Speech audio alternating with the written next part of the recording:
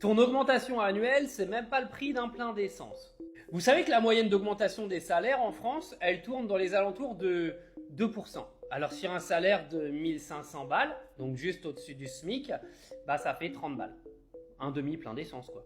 Et pendant que ton augmentation moyenne annuelle de 2%, elle apparaît sur ton compte bancaire, bah l'inflation, elle a fait en sorte que la nourriture a pris 10%, que l'essence lui a augmenté, que le prix de l'électricité ne fait que de flamber et le gaz avec. Donc en gros ton augmentation, t'as même pas eu le temps de la voir arriver, qu'elle s'était déjà envolée. Ce qui est assez drôle dans l'histoire, c'est qu'on t'a donné l'illusion que tu es en train de progresser dans ton travail car on t'a donné une petite augmentation de 2%, alors qu'au final, tu es en train de reculer vu que ton pouvoir d'achat est en train de se péter la gueule. Oui, c'est la réalité.